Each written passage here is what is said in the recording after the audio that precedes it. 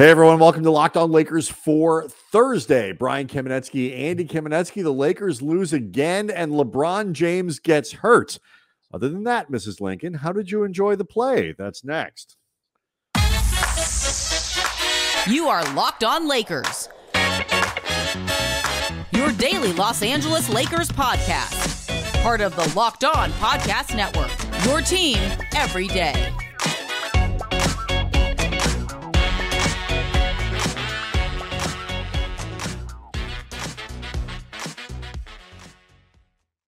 Thanks to everyone for making Locked On Lakers your first listen of every day, Monday through Friday, no matter how or where you get your podcast. This one is never going to be behind a paywall. It will always be free, at least for you. We do charge the company for it. But thank you as well for making Locked On Lakers on YouTube a very fast-growing channel, one of the biggest, fastest-growing channels on the network.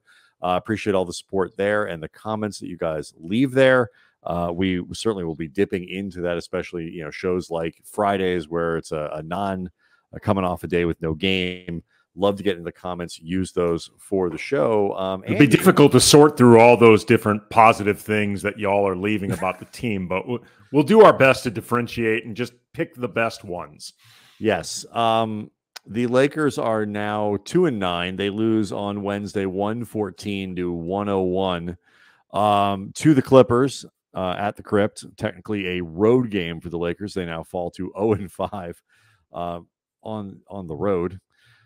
A lot of bad stuff in this. Let's start with the headline, though. LeBron James, who actually came back from the sore foot and had been very inefficient, had one of his better games of the season in terms of efficiency. 12 of 22 from the floor, 4 of 9 from three-point range. 30 points, hit his first, I believe, 5 shots, Andy. Also had 6 shots, even better. 8 rebounds, 5 assists, 2 steals, as complete a game as LeBron has played certainly this year. And he completed it by going to the locker room early with a groin injury. So, yeah, the Lakers also, too. Even when good things happen, bad things happen.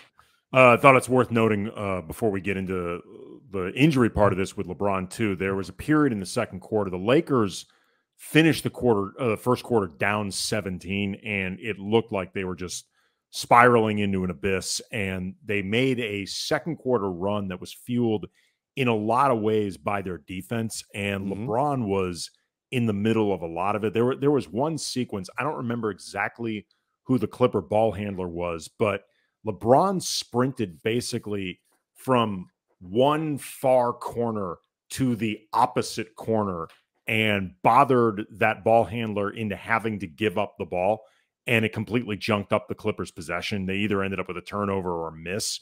But, there was a lot going on there defensively that, LeBron, who has had his ups and downs in terms of defensive intensity, I think defensive accountability, there are a lot of different reasons for it. We don't need to get into it, but it's worth noting what he was doing on that end as well. The Lakers made several runs in this game that ultimately they just were not able to sustain.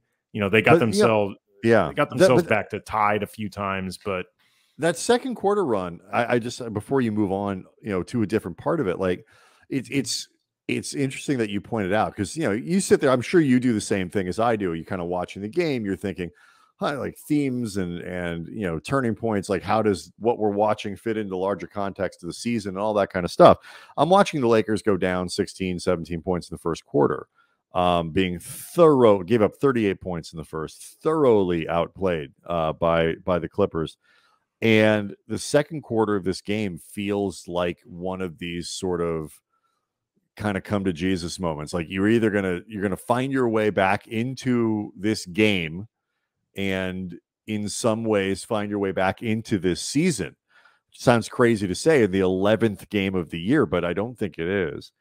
Or you're not. Or you're just going to be like, okay, this is what it's going to be. And they came back. They cranked up the defense. It was easily the best defensive quarter that they have played in games. I mean, certainly, but you got to go before the Utah game, whatever it might be. I don't have all the box scores in front of me. It's been a few games since they really played with that type of intensity for 5 or 6 minutes straight. Right. It's been a minute. And so they get into the half, and I think they're down by 2. And I am thinking to myself, they may have just rescued their season. They may have just made a point about what they could be, and or at least what they're trying to hold on to. And the third quarter comes around, and once again they're outscored.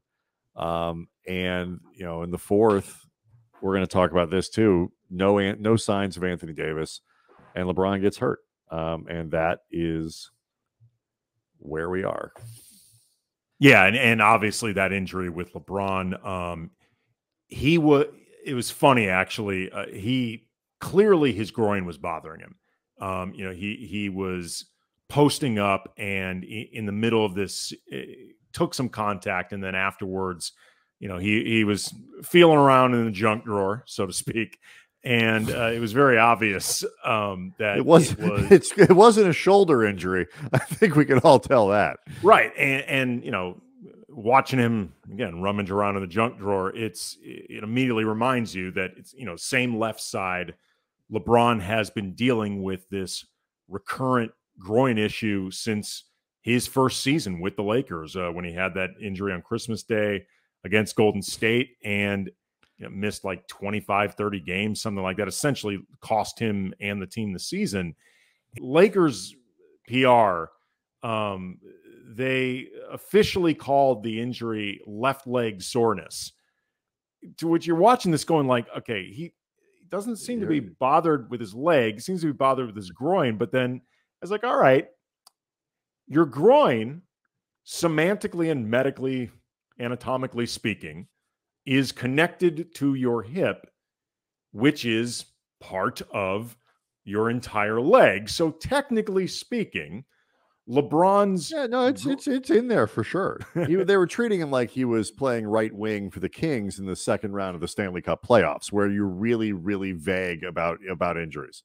A lower body extremity, something or other. But I think, though, it speaks to how badly things are going, because I imagine the reason they called it left leg as opposed to what it obviously was and what LeBron confirmed afterwards, it was his groin. He said not as bad as, that first one, did not clarify about the other ones in between the first one and where we are now, like in terms of soreness, how bad it was, etc. But that the Lakers are just on alert for collective freakouts, because that's the only reason you don't say that this is a groin thing from the outset. And, look, LeBron afterwards said he's going to go get treatment. He is hopeful he'll be able to play on Friday. I am not. And the Lakers are in this place where they have to now, like they did it with his foot, where he missed a game. He came back and he looked good, up to the point where he got hurt. But, you think of, foot injury, like if you want to put together a list of things that are problematic for your 38-year-old, still, elite, but aging elite player, I think, tops on those lists would be a foot problem and a groin problem. Like those are the two things that you would throw right up there at the very top of the list of stuff you don't want an older player to be dealing with. And especially recurrent groin problem, not even first time around. This is at least the third time off the top of my head I can recall LeBron dealing with that groin. Yeah. And, they have put themselves in a position, by starting out now 2-9, by building the roster that they did, that, you need LeBron on the floor. As erratically as he has played, as not great as the stats look, by his standards, still got to, you can't survive long term without him. Can't survive long term without Anthony Davis. And we're 11 games in, and LeBron has those two injuries, and he's going to have to sit or play through an injury that he shouldn't have to play through. Neither one of those options is good. No, and LeBron maintained hope and optimism that he would be able to play on Friday. He said he was going to be getting treatment all day Thursday, Friday, see where he is. He actually took some umbrage at being asked about the injuries that he's been dealing with this season when he said, I've only missed one game. He's like, you guys have acted like I've been sitting out every single game. I only missed one game. And that game, to be totally honest, had it been a playoff game, I probably could have played through it, which is great. You want to call it injuries, don't call it injuries, whatever. It's obvious that it's a thing. Because even if he's not missing games, if it's bothering him to the point, if the whatever, that he's not playing at the level the Lakers need, then it is still a thing. We got some injury reports to update. The Lakers need all hands on deck, particularly if LeBron is going to miss some time. Got an update on Dennis Schroeder and Thomas Bryant on Wednesday. Tell you about that. And Anthony Davis is undoubtedly going to be the focus of attention on Friday, especially if LeBron doesn't play. But even if he does, and therefore he will be the focus of attention for us next.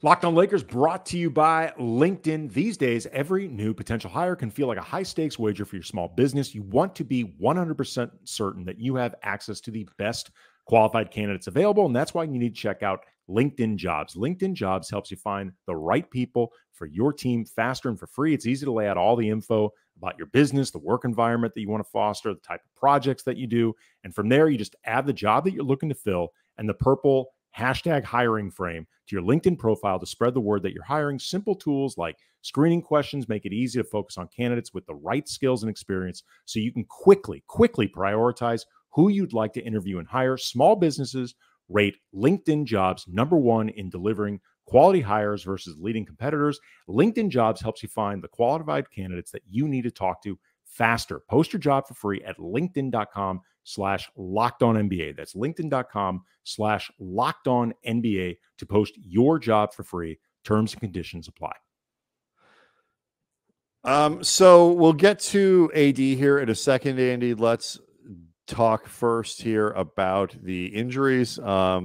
Lakers, no Dennis Schroeder again, no Thomas Bryant. Alani Walker was out. He's ill, presumably back as soon as he isn't. Pat Bev was back in the lineup from that. Some fine medical diagnosis. I know when you're not, he will be out of the lineup while he is sick, and when he is not sick anymore, he will return to the lineup. You are welcome. Just so everybody knows, this medical portion of the show is available for sponsorship. So, get those advertising dollars out. We heard updates. The thumb twins of Dennis Schroeder and Thomas Bryant both had, which I think is adorable, identical thumb surgeries. Neither one of them is really ready to come back. Darvin Ham said there's a ramp up, about 3.5 weeks post-surgery for both those guys. Supposed to be a 3 to 4 week injury. THT had something similar, kept him about 5. Darvin said that both these guys are going to need a little ramp up. It didn't sound like either one of them would be returning quickly. Maybe it's a week, maybe it's 2 weeks, maybe it's whatever, but it's not going to be Friday. No. And, it's funny, like, I'm of two minds here. First of all, like, they need these guys back. They need bodies, particularly Schroeder. They need back. And if they're not going to get them back, I don't know where the production comes from. It's got to come from somewhere. Well, I actually think they need both guys back pretty definitively. I mean, Schroeder, obviously, they need somebody who can provide, pretty instant, reliable offense. And Dennis Schroeder is a scorer by nature. He is solid as a point guard and as a distributor. He's not ideal as a starter or anything like that. Theoretically could end up in the starting lineup, but for this team, a lot of the elements that he brings, the ability to get downhill in the paint, hopefully collapse the defenses some, so the shooters can get better looks that hopefully start falling. The team did a little better today, but it was pretty top heavy from LeBron and Troy Brown Jr. It's still not a reliable thing, but the more the Lakers can get into the paint, whether to set up looks or just score, be helpful. I also think Thomas Bryant's missed, Brian, because they could use more size or just size optionality. Right. That's what I was going to say. It's the option. Right. And clearly it's not going to be Damian Jones. He has not played well at all. It's obvious Darvin Ham doesn't trust him. I think Wenyen Gabriel has actually played pretty well in terms of what can be reasonably expected from him. He provides a lot of activity. You know, he makes nice plays, but he's still limited size-wise. There's only so much you can actually do with him. He does not even provide the theoretical of an outside threat, which Thomas Bryant has shown the ability to do, albeit in small sample size, that sort of thing, in terms of the amount of threes per game. And it would just give them another look. If AD is feeling the effects of being basically the only big guy they have, just giving him 5 minutes off with a guy of legit size could be helpful, especially if you need AD to do. Right now they can't. Even if Darvin wants to go a little bit, can't. And so you add Bryant in there, and that makes a difference. Schroeder matters because, particularly on a night, and it's acute when Lonnie Walker can't play. And Kendrick Nunn is just that's what I'm saying. Kendrick Nunn is invisible. He played 14 minutes. Darvin Ham essentially went with a playoff rotation. Played 6 guys. Well, only 6 players tonight or on Wednesday night for the Lakers played more than 15 minutes. And Max Christie played more than Kendrick Nunn. That's where I was going, though. Max Christie got into this game with minutes that normally would have gone to Matt Ryan. Even with Lonnie Walker out, these are normally the minutes that would have ended up going to Matt Ryan. And, Ryan provides that shooting, but the defense the last few games has fallen off from where it began this season. And Max Christie, for all of his raw erraticness that you would expect from a rookie, he's got good length. He's got pretty good defensive instincts for his inexperience. And I imagine that is why Darvin decided to go with Christie. He wasn't really asked about it after the game because Max Christie became a non-story in light of the loss and LeBron's injury. But that I remember you and I talked in the preseason, Brian, about how if we see Max Christie at all this year, it means, playing minutes that matter, it's because things are going incredible or they've gone really sideways. And just for the record, which one do you think this is? Sideways. Okay. I didn't want to put words in your mouth. So the other half of this, like the Lakers are in need. I mean, obviously Walker would have played if he was available tonight. So now you have 7 guys who play more than 15. That's not much. You're essentially playing a 7-man rotation, and the other guys you're throwing in there to some degree are break glass in case of emergency players. Christie certainly qualifies there. Wenyen Gabriel is not a guy you want to lean on. JTA, Juan Toscano Anderson, only played 4 minutes. I don't know exactly what's going on there. I had higher hopes that he might have a larger role, but I can understand why it's tricky. But they don't have a lot of choices. And, Matt Ryan is a person that you might want to use in different matchups and different times, but he's Matt Ryan. He's a situational lefty. Yes. And they've been situated where they need him more than they really should. And if you are waiting, it's been kind of a running joke for the last couple seasons, season doesn't start. You can't evaluate the Lakers. Our friend Harrison Fagan, at SB Nation, Silver Screen and Roll, loves this joke, and I love him for it. You can't evaluate the Lakers until blank comes back. But it has kind of, Trevor Ariza or Troy Brown or anybody who's injured. And to some degree, it's a joke, but it's also kind of how you get this impression that they keep leaning on this. If you are waiting, no disrespect to either one of these guys, if you're 2-9 and you're yeah, but we don't have Dennis Schroeder and Thomas Bryant, I don't want to say those guys don't make a difference, because they do. But you are in a bad place if you're similar like last year. It's at some point you're folks, we're waiting for 49-year-old Trevor Ariza to return. I love Trevor, but we are putting way too much on the return of Trevor Ariza to help get out of this hole. We've talked about this now for a few pods in a row. Troy Brown has been the one reliable role player on this team. He had another good game against the Clippers. Absolutely did. 14 points, 4 rebounds, really good activity. He's the one guy on this team who seems to realize, if I flash the lane a lot, I might get the ball right under the rim where I can score. Like he's the one guy that remembers to do this all the time. These guys, and he's not trying to get paid. He's not a perfect player, and there were a few times matched against like Paul George or some of the other perimeter guys where that guy got the best of him, but he's been the one really reliable role player they've had this whole time in terms of what is expected of you. Are you doing it pretty much on a game in, game out basis? Yep. And that's problematic. Last thing before we turn to AD, our friend Daman Rangula, a must follow for all Lakers fans. I would imagine most of the people listening to this podcast do follow him on Twitter at DamanR. He noted this. The Lakers are now 2-9. They are 7 games under 500 on November 9th. Last year's disastrous Lakers weren't 7 games under 500 until they lost game 63 of the season on March 5th, dropping to 28-35. So as bad as it was last year, they weren't 7 games under. It took 63 games to get to where the Lakers are today. Not totally the same, different schedule, different season, different whatever. It's as the meme says, not great, Bob.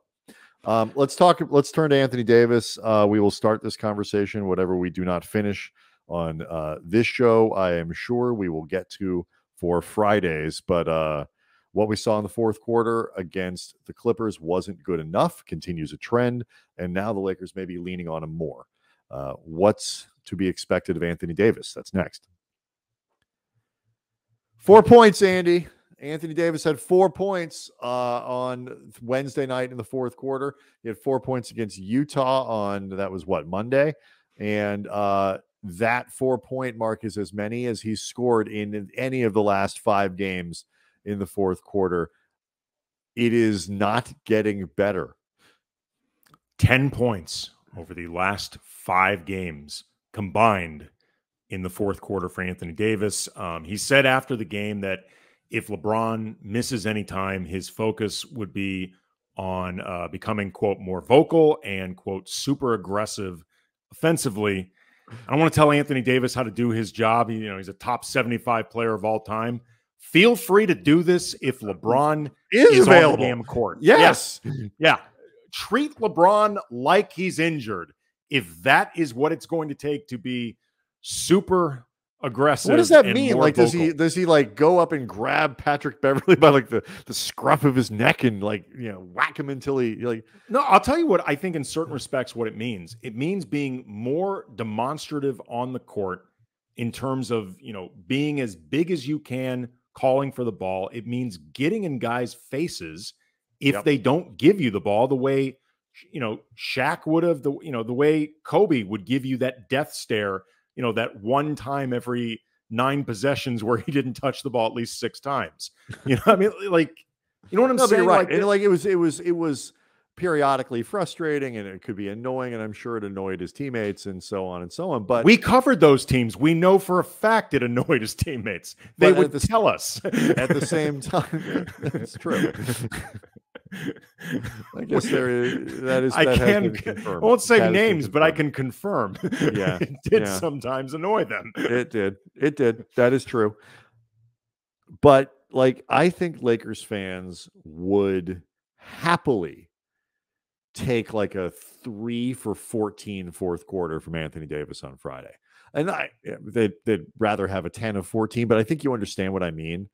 Like, at the very least, go out and attempt to be the person that you are supposed to be. Like, okay, he was pretty good against the Jazz on Monday. Yeah. And the Lakers didn't play, full fourth quarter because the game got away. Subs played the last 5-6 minutes, whatever it was.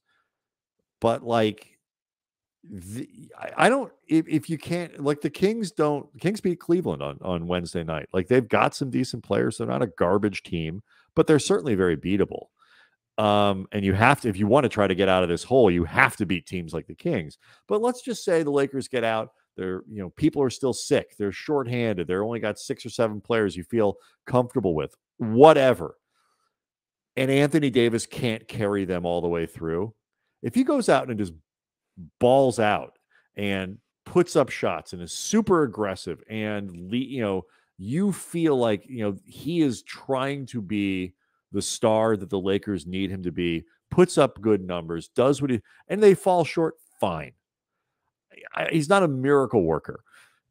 But like we're not even seeing anything that's even kind of resembles that. No, he has to force this issue. Like it needs to feel like, Darvin Ham talked after the game. He was asked about, does more onus fall on Anthony Davis and Russell Westbrook if LeBron is not available? Russ, by the way, just some quality trolling afterwards. In his press conference, he came in humming, or I guess singing to himself, that "Break My Soul" song by Beyonce, the same song that he infamously filmed himself singing full blast in his car after he opted into his $47 million. Take all that you will from there. It's a quality troll move. Give it that as an aside. They should. I hope somebody's making a Russ documentary about this season, or writing a book or something, because the contrasts between what is Russ was fine on Wednesday. It wasn't his best game He since had adopting a this brutal role. start. He got better as the game went. Got better as the game went along. He had a terrible start. Yeah, he was bad. LeBron. It was one of these nights where LeBron was cooking early, and AD and Russ couldn't get going, and Russell nobody else was Westbrook's providing first anything. quarter was brutal. It was really bad, and so that's part of the reason the Lakers were down 17 at the end of it. But there is a strong Kermit drinking tea vibe that he is projecting these days, as he plays pretty well, seems to be reviving his career, and the team, it continues to burst into flames. But anyway, back to AD. You want to feel, we've talked about this before with Anthony Davis, as great as he is, as talented as he is, as unique as he is, and, as productive as he can be, you often don't feel after a game is over like he put a stamp on it, like enough. Correct. Like you don't feel like, Shawshank Redemption, Brooks was here. Red 2. You obviously you don't want the fate of Brooks. You want the fate of Red, where he got, it was a happy ending. But the point being, you want to feel like Anthony Davis was there. And even if, it's funny, Paul George had a very good game, and he has had a very good handful of last games. The Clippers got off to a slow start, and they've been creeping upward in part. They're 7-5 after Wednesday's game. I think they've won 5, either 4 or 5 or 5 or 6. Right. And Paul George has played extremely well during that period. And, we've talked about this before, most recently with Darian Vaziri from Locked On Clippers during a crossover episode. The observation I've had that Paul George, I don't think, is good enough to be the number one option on a truly elite contending team. Like, he's a really good player, but there's only a handful of players, frankly, that are that good. And Paul George is not one of them. But Paul George has said himself, if Kawhi Leonard's healthy, if that ever happens, he's the number one guy on this team. I think some of it's mental. I think mentally, Paul George feels more comfortable being same game, same thing, but it's like I don't feel like I'm not that guy on this team. I can do the 20 other things that make, whether it's whatever it is. I think just mentally he prefers, in the same way that AD says, I don't want to play center, I'm a power forward. This is how Paul George conceives himself. But one thing that I think is really interesting about Paul George is, even if he is not at that truly handful of small company elite players as a number one, I think Paul George, the best gets brought out of him if he's forced to be that guy. Mm-hmm. I think that's actually, Paul George is better in that role, even if it's above his station, than he often is as the guy slotted next to a Kawhi Leonard. And he's doing it. He's doing it. And I want to see more of that from Anthony Davis, because, as we've talked about before, Brian, it's about more than this season. Mm-hmm. It's about the future for the Lakers with Anthony Davis. And I mean, look, I like AD. I love like watching him play when he's really at his best is so fun. Yeah, Because he's unique. Like there's not a lot out there that is what he is. But at some point, it's like, come on, like, and I don't even like being like sports cliche, guy, like, I want to see, I want to see you throw a water cooler. I want to see him like, what I want to see is I want to see Anthony Davis live up to the place that he is supposed to be. And if you believe that you are a top 5 guy in this league, an all NBA, first team all NBA caliber player, and the talent is there, then go do it. And, the Lakers need him to be, they certainly need him to be that guy. If LeBron isn't available, but they need him to be that guy if he is. We've been saying it since last year. Like Anthony Davis, the key to this team having any chance of success, obviously LeBron's got to stay healthy. LeBron's got to play well. Anthony Davis can't be the 16th best player in the NBA. No. The 16th best player in the NBA is really damn good.